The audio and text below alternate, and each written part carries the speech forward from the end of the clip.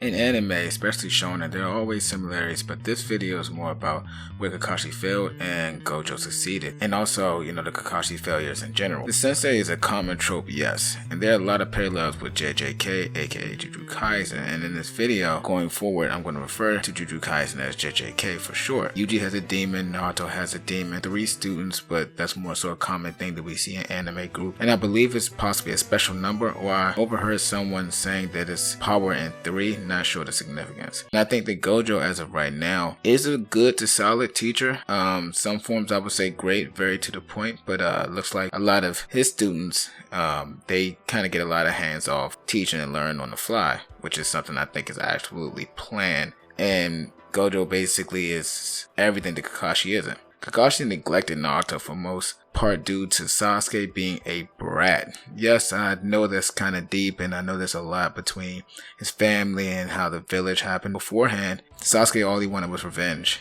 And yet, he still went down the same path. Becoming a hero later and being an agent fighting threats outside the Leaf Village, but still little to no help from Kakashi teaching. Naruto's saving grace was Jiraiya, something clear that I think we all could see, and that's where it take off with Shippuden. He's the reason why Naruto is who he is throughout the series, and that's my take on that one. Also, both characters are great combatants, but the hype that we hear about Kakashi being a copycat ninja from other legendary ninjas throughout the series, the emphasis they put on it, we rarely see those effects in fights. And I know some people would say the chakra is very low due to the Sharingan eye, but for someone that has retained so many techniques throughout the years, have been clearly talented through a young age, it's hard to believe that Kakashi couldn't manage those techniques a little better instead of absolutely relying on the Sharingan, even though it's already taking chakra.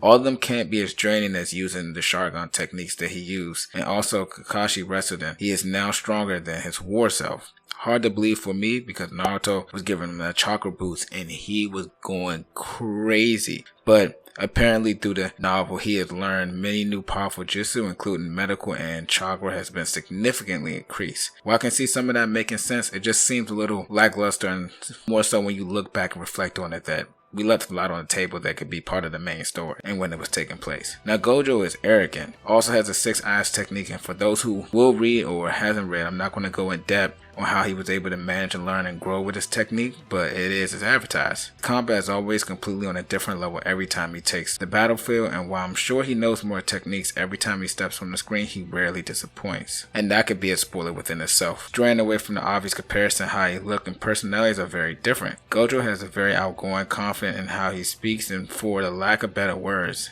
he displays that. Kakashi is more so calm, collected, saying very little, and honestly a straight killer. Being leader of the Black Ops at a young age, he's seen a lot of bloodshed, and he's also took a part in a lot of that bloodshed. All in all, I see a lot of fans bash Gojo, and I get it. OP characters people don't really like. I'm actually a fan of kind of, down to earth characters and just kind of maximizing their ability, but there's checks and balances within most series, and just because someone's OP does not mean you need to kill them to show that they are beatable. Gojo still has a lot of teaching to do, but his track record of creating and mentoring strong sorcerers has not failed, and some I can admit already come with less baggage than what Kakashi had to deal with, but the goal was just to help them be sorcerers, nothing really too big, and make them stronger, while Kakashi may have to cultivate ninja that didn't have a strong background as far as family ties, and a lot of their backgrounds are pretty messed up, including Kakashi's as well. But all in all, I love Kakashi's design, story.